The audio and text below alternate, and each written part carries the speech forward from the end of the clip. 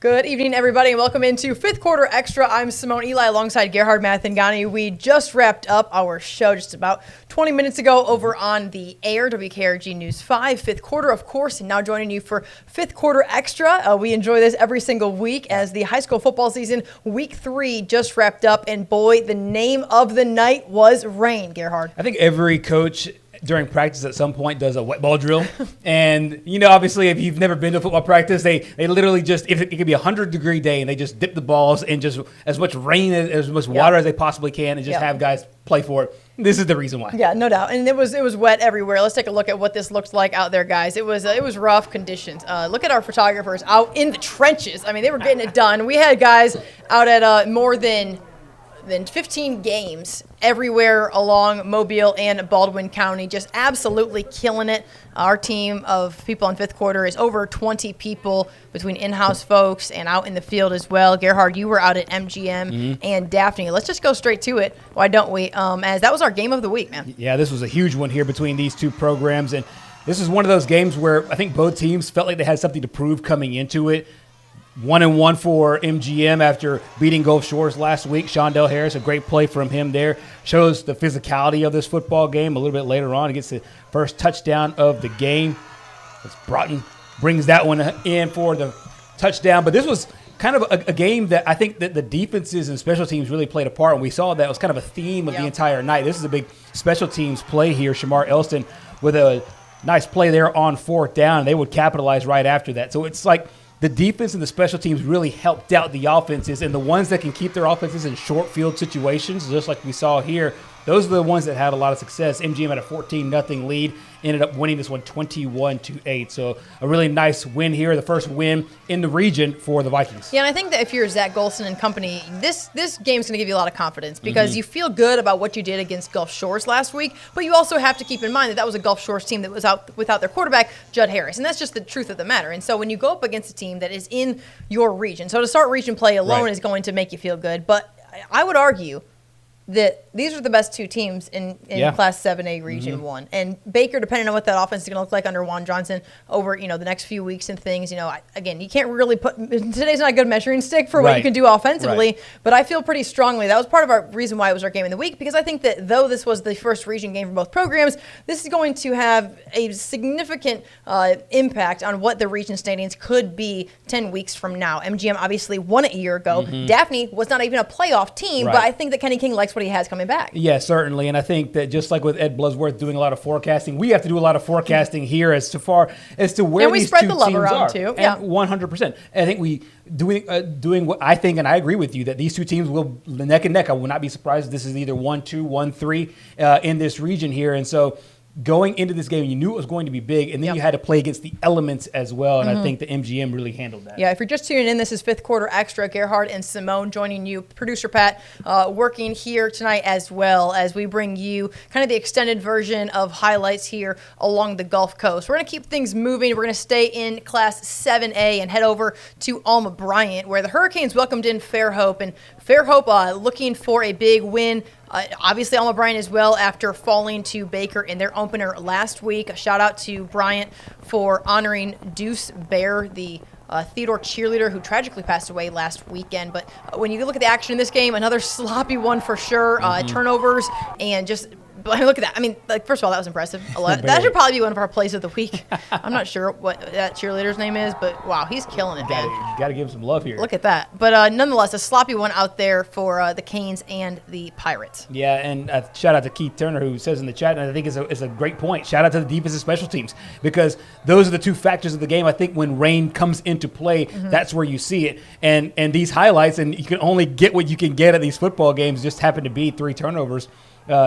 And there wasn't much to it. I mean, it was 17-7 in this game. Yeah, and Fairhope gets the win in that one. And again, that's a big win for Fairhope. Obviously, a team that's trying to build things back a little bit. And Alma Bryant trying to get their first win of the season. Let's move out to Baker and Davidson, and that's more rain. Just way more of it, and you'll see it here. This is Asher Red, this is his second game, so he went to Theodore first, and then came over. Poor guy, he walked in. I mean, our reporters and our photographers out in the field, man, they are working because he came in and he looked like he had just gotten out of the bath. Yeah, he did. Like walked out of the Atlanta coach. We couldn't put this on the show, but I love the juggler right there. I don't think I saw this. Did I see hold on, let's go back. You have to see this. I had to edit it out so we could get more football in. But watch this guy. You know what? In the rain. In the rain. That's impressive right there. Listen, man. The fans of high school football are unmatched. They really are. They certainly are. But once again, the rain playing another big factor in this one as the Warriors fumble. The Hornets return it back for the big touchdown there. And, I mean, this was just, once again, I think Coach Juan Johnson will take it any way that he can get it. Yep, no doubt. But especially when your defense comes up with a big play like that. I was just so impressed by this. Look at his hands. Quarterback's name. What's this is a newer guy there at Baker. There we go. Look at that. I mean, literally he's clapping his hands and you see that rain pop off. No, that's not Let. Actually, that's not the right. I got on Juan Johnson about this because he did not have an updated roster, so I'm gonna have to look into that. Because that's not Let. Let is their, I think he plays defense for Baker, and so we'll get the name of the quarterback in a minute there. But so Baker gets the win over Davidson. Fairhope beats Bryant. This is all in Class 7A, and the MGM Vikings beat Daphne. So the only teams that we have left in 7A to recap from Week 3 is Foley taking on Robertsdale, and this was a game that early on, I mean. It was really going both ways, really throughout the entire game, honestly. We're going to take the highlights on these ones, but Robertsdale is feeling themselves right now. Yeah, they should be because they're 2-0 going into this matchup, and they won a couple of big games, and here they go. Great start here, defense, and Mr. Jaheim gets the fumble recovery there, keeps the Lions out of the end zone that one time, and then a little bit later on, another huge play here for Foley. Their special teams coming up with a monster play. But this is, once again, another Foley team I think is battle-tested going into this matchup, and they ended up winning this game 31-21. But shout out to Robertsdale. They came out really fighting in the first two games. If you're Robertsdale and you win the first two games of the season, and you give Foley everything you can give them in front of that crowd at home, you're fired up. I mean, that's got to give you confidence. They're normal victories in any level of football, but nonetheless, I mean, that's something to be excited about. Tate Graham, by the way. Tate Graham is the quarterback at Baker. Tate Graham. So we'll get that in. I was given the highlight and said to me roulette on there. Listen, man. A lot of times when they have over 100 players and they have guys with two different numbers, it's challenging for the home team. We'll give you your shout out, Tate. But Tate Graham, impressive playmaking ability, no doubt, for Baker as Juan Johnson introduces his new offense. All right, guys. The Battle at the Beach was a game that we had Lee Atherton, our photographer, and Debbie Williams. They were out there bearing the elements, so to speak, as Mark Hudspeth and company welcomed in Jeff Kelly and the Saraland Spartans. Between these two teams, we did a matchup graphic. Between these two teams, I mean, just unbelievable stats. And you look at the last 2 years, each with a state title, 28-2, 26-2. I mean, Gulf Shores entering this matchup 0-2 on the year, but we know what they're capable of when they don't have an injury to their quarterback. Yeah, I think this is a Gulf Shores team that, number one, they had to play some really tough opponents. Then they had to play some really tough opponents without some of their best players. Yeah. And that sometimes is a recipe to not have some early success as it relates to wins and losses. I think Coach Hudspeth really knew he had a talented team going into it, despite what their record is. But this is the juggernaut of Class 7A, the champions in 2022 and the runner-up last year. And one thing that we saw in the first 4 games of highlights that we've shown you is that those games, maybe not Robertsdale, but it didn't look nearly as messy. But those games were played on artificial turf. Right. Needless to say, Saraland and Gulf Shores was not. And so this game got very messy very quickly. It was ugly early on. I mean, look at this. This is crazy. And you can tell. I mean, Saraland punting away here, and Gulf Shores not able to secure the punt. And that was kind of the name of the game for several teams. And, of course, if you give Saraland that sort of opportunity, they're going to take advantage of it. And here's Sante McWilliams. Yeah, KJ Lacey, Sante McWilliams. When you need a big play from the passing game, you go to Lacey and McWilliams. He does it all down low or inside that red zone. He's a stable player, and he got the first touchdown of the game. But shout out to Colin Wilson. He was unbelievable last week, and Gulf Shores lost against MGM, put up a boatload of yards, and they depend on him again. Judd Harris still out at quarterback for Gulf Shores. So Colin Wilson there with the big run, came up with no points, however. And a little bit later, here's Lacey connecting with one of his top targets into Sean Spencer for the touchdown. That made it 14-0. And, back and forth affair, a little bit of chippiness. But listen, man, that's what makes you good at football. And I think we saw the live broadcast, too. And then the double pass. I want to give this the attention that it deserves because Lee Atherton, our photographer, already texted me that he was disappointed this was not one of the top plays. And honestly, that's on me. I looked at it, and I was like, I got to get out there.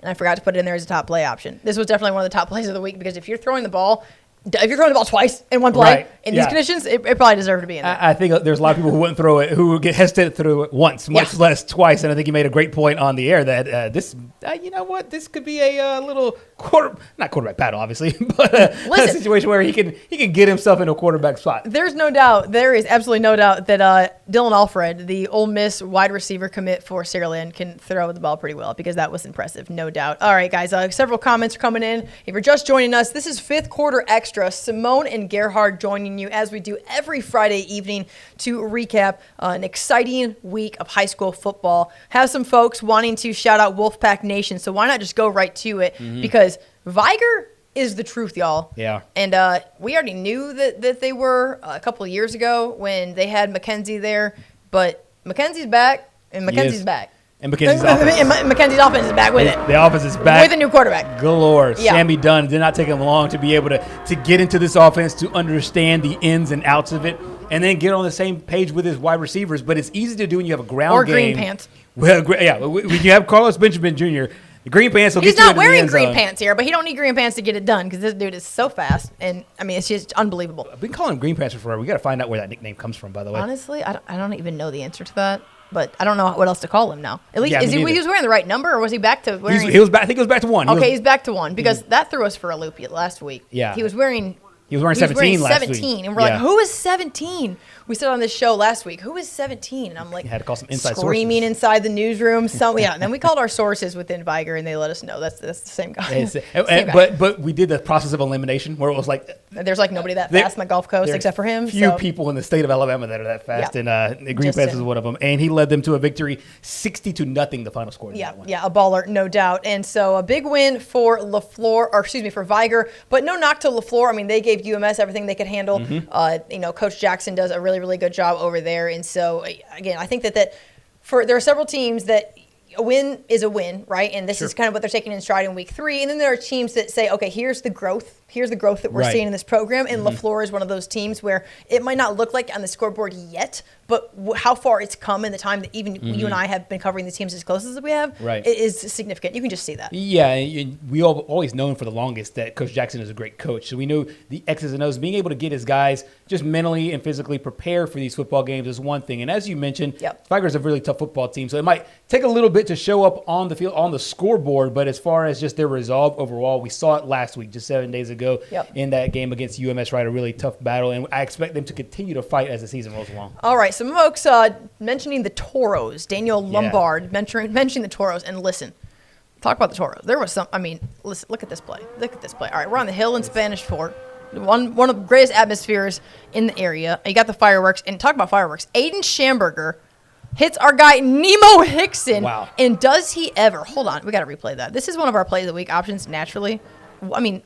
It's raining, it's wet, no problem for Nemo Hickson. He's a great baseball player for a team that has done great over the last 2 years. And you're starting to see why with just his ability to track the football. And that's what a lot of these guys that are able to see it in the air. You'll see it on another play here. Being able to track the ball, give a lot to his baseball talent there. But these Toros under Coach Chase Smith have done a phenomenal job. I think all year long, the elements staying, there, of course, Smith, and going through the elements, both coaches. Yeah, and look at this. Shout out to Baldwin County though, because they came in. Winning several on the field battles. You see there, obviously, a pick by Schamberger, but then our photographer gets totally faked out by Schamberger and waiting for the ball to be thrown to Hickson here on another touchdown reception, but.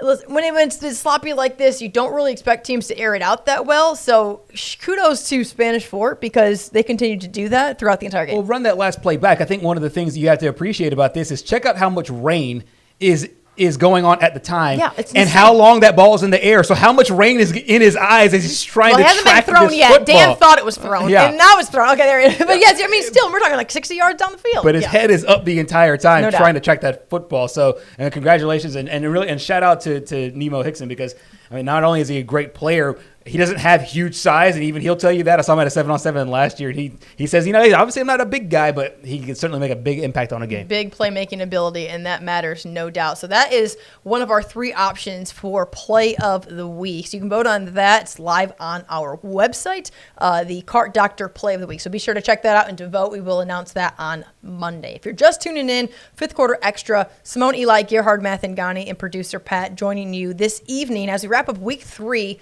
of the high school football season. It was a wet one. It was sloppy, and a lot of the plays showed that, and a lot of the scores showed that as well. But then you had some teams that just took advantage of the fact that they had to run the ball, like over at Mobile Christian and a little guy by the name of P.J. Brown. One of the big things that in these kind of football games, you have to be able to run the football. But when you could do it when it's dry, and then you could do it under these conditions, you got a good thing rolling.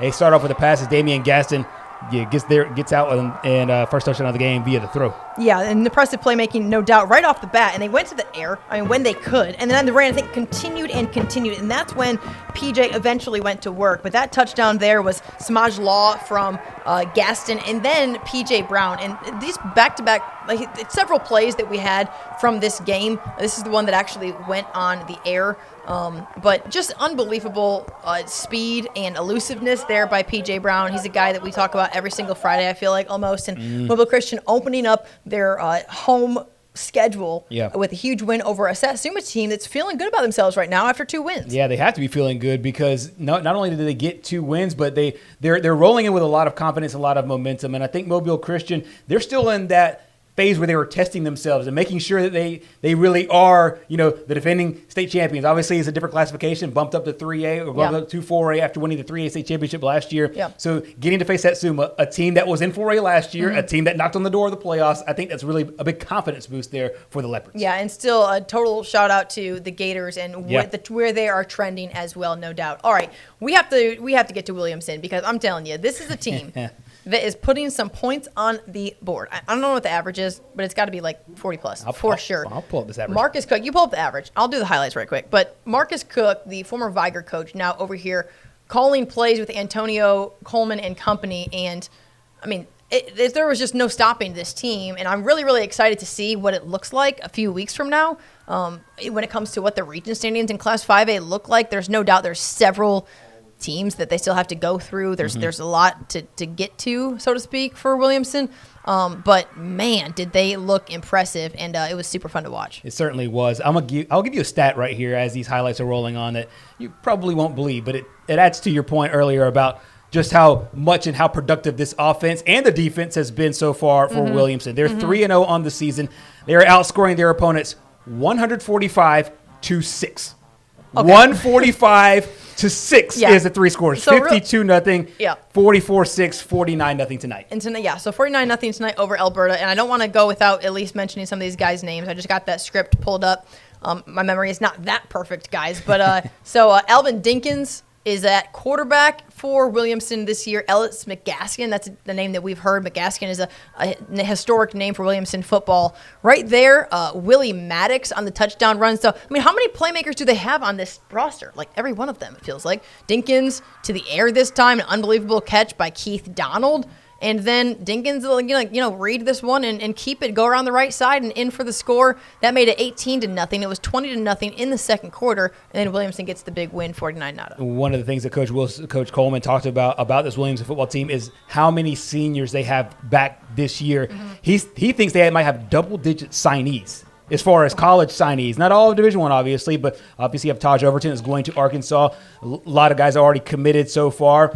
But 10 guys could possibly go play college football, and we're seeing the result of that. They worked really hard in the offseason. They want to bounce back from last year, and so far the results are really good. And let me just tell you right now, real talk, guys, there was some drama at Williamson this offseason. Yeah, okay? There was. There was some drama, and there's a lot of stuff we can talk about on the air. There's stuff we can't talk about in the air. But make no mistake, there was drama at Williamson, and Antonio Coleman went in a direction where he said, "Listen, we're gonna revamp this program. We're gonna take this over. We're gonna make sure people know why Williamson is here to stay." That's exactly what he did. And the first 3 weeks of football have absolutely shown that. And so kudos to Coach Coleman. Kudos to just that entire staff, to Marcus Cook taking an opportunity after the bad timing breakup with Viger to stay within the MCPSS school system and to go help out a neighboring program, because I mean, all those things are working together for the good of this program and for the good of the Williamson Lions. And I don't know, man. I think that when coaches can look around and say that this is bigger than me, I'm going to do this for the kids. I want to build this and make it right. I mean, you're doing something right. And I think that that's showing up on the scoreboard. And so kudos to those guys. Especially with a Williamson alum and Coach Coleman, where he has a lot invested into this and a lot invested into this program. And you mentioned Coach Cook. I think this entire coaching staff has done a really good job. There have been, and as you mentioned, and we can't obviously dive into a lot of the details, there have been plenty of ways and reasons for this team to make excuses, to not play well, to be unfocused. Yeah. They've done the complete opposite of that so far this season. This team has been really locked in, dialed in. They're not only talented, but they're getting it done on the field. So I just got a comment here. Stephen Bird says that Citronelle versus Williamson next. And listen, talk about two teams that are starting off hot right now, because Citronelle and Coach Rowell, they're the truth. They're getting things done. They've got all the pieces that they need. Let's head out to Faith Academy. And that's where, once again, Citronelle rolling. Early on, you're going to see a snap that goes over the quarterback's head here, and not ideal on the punting situation. I think that was over Bird's head. And listen, that happens. He kicked it out back at the end zone. I didn't even see that until just now. Smart play, honestly. You'd rather have 2 than 6, I guess. And so, but then later he's like, okay, we're going to make up for this. Into the end zone, go the Wildcats. And so they take a 6-0 lead. Sloppy fields. Obviously, you're at Faith Academy. This is legit, real grass. And then later, getting it done into the air. And you got to give kudos to this program for battling through the sloppy conditions. Everybody had to a little bit. Right. But Citronelle is proving that they're going to be a force to be reckoned with. There's no doubt about that. And they have the pieces they need to. Dalen Edmonds right there with the pass. Yeah, Dalen Edmonds, Elijah Owens. This is a really talented group, and you feel like this team has been knocking on the door for a little while now, and they had the confidence to put it together. They're now 3-0. They get another huge team next week. 3-0, as Stephen Bird alluded to. 2 really high scoring teams. Williamson scoring over 40. Citronelle scoring about 36, 37 points per game. They could get it done on the ground. They could get it done through the air. It's all coming together there for Coach Rowell. Yeah, and there's something to be said about guys who take it personal, okay? Yeah. And Coach Rowell takes it personal. Yeah. He's a Citronelle guy. He's up there coaching his team. That's a good point. He's there's a pride thing with that. When you're a community guy, Dalen Edmonds' daddy played at Citronelle. Right. He came over there from Milry. And so when you have a bunch of guys who are just putting on for their own hometown and doing it for the name on the front and not the name on the back, and I know that's so cliche, but it's so true. Very true. And, I mean, that's how you are able to have the turnarounds that you're able to have. That's how you're able to go from, 2 wins a year to 3 wins in the first 3 games. Yeah. I think this upcoming game between Citronelle and Williamson, the more you talk about it, the more it's like the parallels start to come up. They're both undefeated. They're both coached by guys that went to the high school that have a lot of invested into that game. Yep. That's going to be a big one there in Class 5A Region 1. Yeah, no doubt. Got some folks asking about UMS. Let's head out there to UMS BC Rain. And, talk about a program that has come so far in the time that Coach Yeldon has been there. He graduated a boatload of guys. And so high expectations maintained for BC Rain, but there's still a little bit of a rebuilding process, whereas Terry Curtis just gets the same dudes to play really, really hard every year, and the ball rolls his way quite often because of it. It certainly does, and this is a great play here by the special teams for BC Rain. And this was one of those just nip and tuck kind of games where I almost wanted to see this game in a dome or in this game with no weather to see if BC Rain was able to break out. But kudos to Coach Terry Curtis and the special teams being able to get it done with their offense early. Bo Wills, the reigning Zaxby's Player of the Week, having a really good game and scoring the first touchdown of the game. So this was a game that we both thought was going to be a good game going into it. We did not realize that the other opponent for both teams would be the weather. Yes, no doubt. And that's really been that way for everybody. And I honestly, early in the week, the forecast was it was going to be mostly Thursday. Well, we found out really quick it was going to be mostly Friday at like 7 o'clock. So, lucky for me, I was here in the friendly confines of the WKRG studio, and for you out in Sims. If you're just joining us, guys, we appreciate everyone tuning in. We're just getting started here on Fifth Quarter Extra. Several more games to go. We've talked Class 7A a lot of the 6A teams, but we have to get to one of the most intriguing matchups of the night, and that was over at the Lip, where McGill-Tulane hosted an 0-2 Theodore team, an opportunity for both. First of all, I want to shout out Deuce Bear, the former Theodore cheerleader who tragically passed away last week, being honored by several teams all throughout Mobile and Baldwin County. But getting to the action here, McGill-Tulane with a huge opportunity at home against Theodore, and I think that they knew that, and this is the player of the week. Yeah. I'm just going to tell you that now. This is the player of the week. They started it all, and he deserves every bit of credit, because in games like this, special teams really does have to come up big, and he's one of these guys.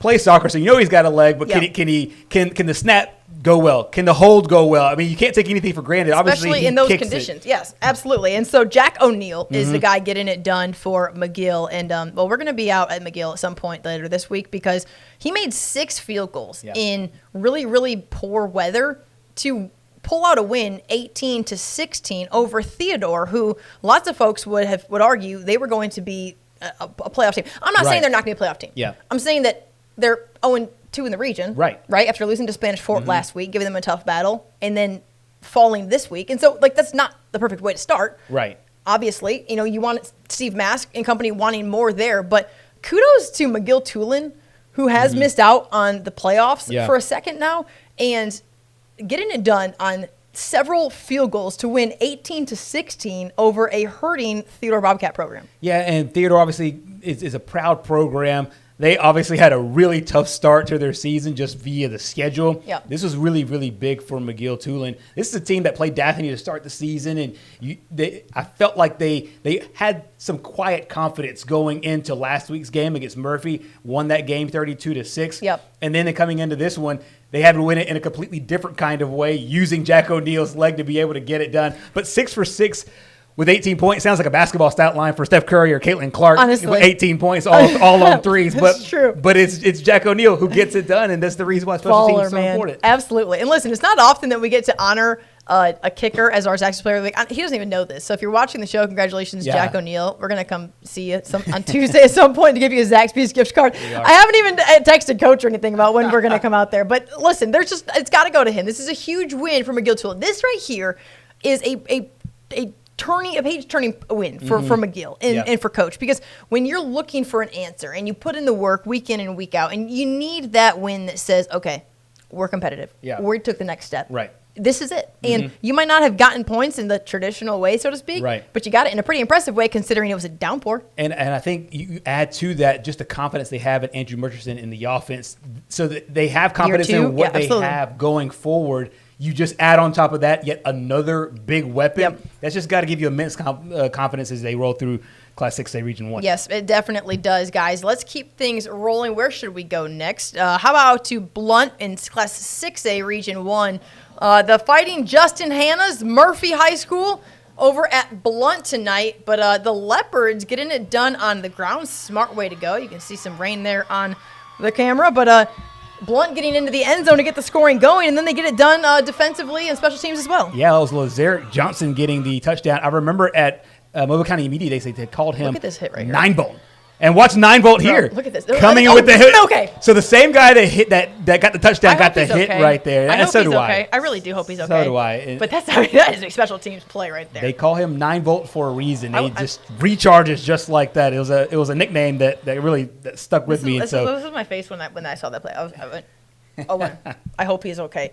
As a boy mom, I'm like, football can be a lot. Everybody goes there, obviously. Yeah, but a big win for Blunt, and that's the sort of win that you got to pick up. To get once again confidence building win. Coach has done a really good job over there trying to really get that program back to where it once was. Right, and so. And good for them to go, they're at home, but good for them nonetheless to get that win in week 3, sloppy conditions over Murphy. Yeah, they have a lot of leaders. Lazarick Johnson's one of them. They have a guy named Chase Howard, obviously having a really good year. Yep. And then a lot of seniors on this team, and it's good to see them finally all the fruits of their labor coming away with a W. Yeah, appreciate all of the comments here. And, Diana coming in here and says that Citronelle and Faith, I promise you, was miserable. Yeah, it definitely. I bet it was. It was pretty much miserable everywhere, and there's no doubt about that. We appreciate all the comments for sure. We have highlights out at Washington County at St. Luke's, and St. Luke's program with a new head coach, also with a lot of wet conditions. I mean, shout out to our photographers. Mason was out here, and he was so concerned about his camera. Yeah, he was trying to roll through this, and man, it's one of those things where this is football, but this isn't really a fun part of football. But nonetheless. An exciting game for what? Go ahead. You have the highlights. Joe Gilmore, the head coach over there, doing a really good job. And then you see this play right here in the rain as Washington County. Man, it is Jalen Howells with the touchdown there, and it's a great. I mean, obviously, it's a great win for Washington County, being able to go on the road in these adverse conditions there. Yep. And getting a fumble early on, that was Jamison Bryant, just to get the names in there, and then those were highlights that we got back, and we always kind of pull the curtain back a little bit on fifth quarter extra as to what fifth quarter looks like. Some of these games we get much earlier in the night, and so by the time we reach fifth quarter extra, we know exactly what's going on in these games, and then sometimes we're getting them on the back end because of weather conditions or whatever is happening. But nonetheless, a lot of excitement all throughout the area, including over at Bayside Academy, a non-region matchup between Orange Beach and the Admirals. And listen, Bayside having to really kind of piece some things together a little bit after some changes to their roster late in the year. Unexpected changes, and it seems like tonight they were able to get some things going offensively. Yeah, and you have to give a shout out to Coach Barrett Trotter and what these guys are trying to pull together going into this season. This was a region game last year as Bayside was in Class 4A. Bayside drops to Class 3A. Orange Beach stays in 4A. Bo Miller, Noah Kane had some pretty good games there for Bayside Academy. They get on the scoreboard first as John Ben Wilkinson would get into the end zone for their first touchdown. And shout out to Orange Beach. New head coach there with Wade Waldrop doing a really fine job with the Maco's football program. John Alpine, Chase Hoyle, obviously coming in big for the Maco's as well. So this is one of the oddest scores I think I've heard since 3-2 Auburn, Mississippi State. 7-5, a baseball game breaks out over 3-2, what year was that? That was was that a second ago? Yeah, it's been a minute. It's 2000, maybe 8 or 9, maybe 2010. Histrionitos might know that one, but 7-5 is final. I don't know if it wasn't raining in Jackson, or they weren't playing at Jackson, but Jackson at Escambia County. So, listen, Jackson, number 1 ranked team in Class 4A, they get the win 43-13. Landon Duckworth played in just the first half, had 4 touchdowns. Yeah. Listen, man, that guy is incredible, and I think that he's only getting started on what his football future could look like. But I want to go through some scores that we didn't have highlights of necessarily. But Jackson beats Escambia County 43-13. 8th-ranked St. Michael. And how about that phrase alone? 8th-ranked St. Michael. Right. I mean, if anyone thought Phillip Rivers wasn't going to have a top 10 ranked program, and soon, they were probably wrong. But it's still interesting to say. I think it's one of those programs where you had to show it. And they needed to show it. They showed it last year, making their very first playoff appearance ever. They're showing it this year, getting the respect of the pollsters. Won't be a bit surprised that they continue to keep moving up. We talk about how many great quarterbacks. We're just blessed. The area is blessed in high school football to have such great quarterback play. Talk about a guy named KJ Lacey. You literally just mentioned Landon Duckworth and then Gunnar Rivers there over at St. Michael. Yeah, I'm laughing at some of the comments. There's only so many comments. I have to take this show as seriously, obviously, as the one that I take on the air. So there's only so many comments that I can read. But just know, Anthony Fitzgerald, I'm laughing at your comments and some other things. Listen, man, I like the trash talk. It's part of football. That's what makes it fun. What makes it so 40-6, the final Mobile Christian over Satsuma, by the way. 40-6. Okay, so we knew it was high scoring. We weren't sure exactly what it was, but I think we were off. But we had 33-6. That must have been a late score. So 40-6 was the final. In that one. Yeah, that's going to be a fun one, definitely, no doubt, between Williamson and UMS. All right, did you talk about T.R. Miller? T.R. Miller gets the win. Yeah, T.R. Miller over Monroe County. Number 1 ranked team as well. One of our local teams, number 1 ranked team over Monroe County, 50-0. So a lot of programs doing big things out in the outskirts of Mobile County, maybe the ones that we weren't able to reach necessarily. But week 3, man, it was water-filled, waterlogged. All right. But it was fun. But this is the best kind of waterlogged games because there's no storms that are behind it for personal reasons aside. But there was no lightning to help delay these football games. And Gerhard has an issue with lightning. These games could go all the way out. Seriously, the guy cannot. He's deathly afraid of lightning. And I think it's weird if people aren't because it is just so. Maybe we just need to be more serious. Crazy. But there's a level. I think there's a level of of caution that you need to take, and I think that you take it and then some. For whoever doesn't have caution, I just enhance their He caution. makes it up for everybody else. I enhance their caution big time. But no, personal beef against Lightning aside, to have all these games to be played tonight and not have delays that take these things to 1 o'clock in the morning or tomorrow, we will take that all day. No doubt. Absolutely. Guys, it's been a super fun fifth quarter extra, and we will join you every single week except for next week because Gerhard's not going to be here. So that's right. I'm officiating a wedding. It's going to be me and producer Pat. Oh, my God. That's his side hustle, you guys. Yeah. Second wedding ever. Wish him luck because he needs it. I'll be down there at the beach on Friday the 13th. So, I'll be here holding it down, doing my job. No big deal. That's fine. Gerhard's going to be at the beach just taking the weekend off. But we do join you every Friday and fifth quarter extra. Of course, fifth quarter starts on the air at 10 o'clock, and then here we try to get things rolling at about 11. And it's been super, super fun with unbelievable feedback, and I cannot tell you how much we appreciate it because amazing. High school football is our passion, and if you can't feel it, well, you don't have feelings because with everything that we think about, everything that we talk about, and we just want to bring the absolute best coverage on the Gulf Coast to the viewers, to fans, to parents, to just anybody that enjoys this game as much as we do. Yeah, and I think that obviously we live down here now, but you and I can kind of separate this because we both worked in the north part of Birmingham. Yeah. We both seen football in other states. I don't think you get much better than what you do right here along the Gulf Coast as far as talent, as far as coaching, as far as just athletic ability and which coverage, what we get all the time there. I'm going to pat ourselves in the back a little bit because here's the thing. At the end of the day, when you're in the Birmingham area, and I was in it for 5 years, you have to focus on Alabama and Auburn. We focus on Alabama and Auburn on Saturday. Yeah. But we're going to give high school football the due diligence and what it deserves on Friday night, every single Friday here on fifth quarter. And so y'all keep it locked in. Gerhard's got something to add. Yeah, one last thing. Shout out to two guys last year on Friday nights that we didn't know this time last week would ball out. Ryan Williams and Perry Thompson as well. No doubt. Bryce Kane over at Auburn. Shout out because we didn't have a chance to really shout them out in this space here. Yes, we haven't. Yeah. We loved them last year on Friday Night Football, but this is the reason why we love the game because we see them before they make 100,000 scream. I know. At Jordan-Hare Stadium in Brighton. I know. So we can all get to say we remember them when because wow, it is so awesome to see them do big things. And that's another reason why it's so great to be with you guys week in and week out because the next generation of ballers, they're playing right now on Friday night here on fifth quarter. And so it's our privilege, truly, and our honor to be able to bring you this coverage and to cover all the great student athletes and coaches along the Gulf Coast. So, guys, thank you so much for tuning into Fifth Quarter Extra. The replay will be available here on the Facebook page, so we can go through all the classifications. I think we started with 7A, 6A, and then we just kind of went everywhere.